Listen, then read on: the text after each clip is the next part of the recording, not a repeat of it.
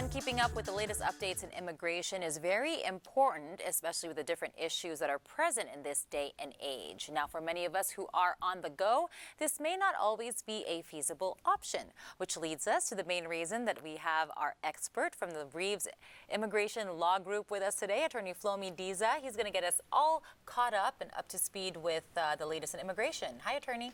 Hi, Ginger. Thanks for having me all the time. I know. Well, you definitely bring a lot of information, important information on immigration issues, Attorney. So here we are, the month of July. We've got to ask, what is the current visa situation for the month of July? Yes, sorry. There's a great news for the EB3 and the family-based visa. Yung unahin natin yung sa EB3, ito yung mga professionals and unskilled workers. If they are in the United States, they can apply for a green card right away. Okay. So, bihira mangyari yan, ano? The last time was in July of 2007. That's more than 10 years ago. I was gonna say, parang hindi mo siya naririnig yun sa news, no? Yung makapag-apply ng green card right away, yes. That's one. And then also yung mga spouses and children of a green card holder, they can also apply for a green card right away if they are in a lawful status in the United States. Okay. Usually, Attorney, it takes usually how long for those visas, and now it's cut down to how long? Yeah, previously, nag-range siya ng 2 to 7 years for both. So take advantage ngayon kung lalong-lalo na yung mga nandito. But also, kahit yung mga beneficiaries na sa Pilipinas, they can still apply right now because hindi natin alam kung kailan ulit yan magiging current and available. I see. Okay, so take note of that. We've also got another update on, well, there seems to be quite a bit of delay when it comes to processing. You know, the Trump administration has definitely slowed the process of immigrant benefit applications. No? Anong pinaka-update natin? Anong ma-expect ng ating mga ka-nation when it comes to filing these applications? Yes, that's the frustration ng mga abogado kagaya namin and even applicants. It used to be 3 months lang ang naturalization, especially before the election. But now it's taking more than a year.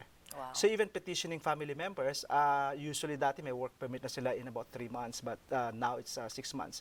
But the key here sa mga ka-nation natin is that if you're available, if there's an available applications for you like green card applications or any application for that matter, i-file na kaagad because matagal yung process. Okay. Especially if they want to become a citizen, they're eligible now, file it now. Okay, okay. That's a good bit of news there. Speaking of USCIS, they happen to close some of its offices. Anong dahilan doon, Attorney? Yeah, those are international offices. Marami sa mga ka-nation natin nalilito. They thought na ang magsasara ay yung US Embassy. I see. So, that's a misconception and we want to inform sa mga ka-nation natin na magsasara is the international offices. Kasama dyan yung USCIS sa Manila. Okay. Right? And that part of that, ang trabaho lang ng USCIS Manila are helping yung mga US citizens residing in the Philippines or file their military naturalization or asylum seekers sa ibang lugar. But it does not affect yung mga visa applicants, yung mga may pending na immigrant visa through family or employment. Hindi po yan apektado. Okay. As long as may diplomatic relations, andyan po yung embassy ng Amerika sa Pilipinas. Hindi yan magsasara. Hindi po magsasara yan. Okay. And of course, last but not the least, the latest on DACA. Yes, yung deferred action for childhood arrivals, as we all know, nirescind yan ni President Trump in 2017 and maraming mga immigration advocates who went to court and questioned the validity ng rescission and maraming nanalo. But now, it's with the U.S. Supreme Court. And there is a, what do you call this, news that the U.S. Supreme Court will decide the fate of the DACA rescission this year.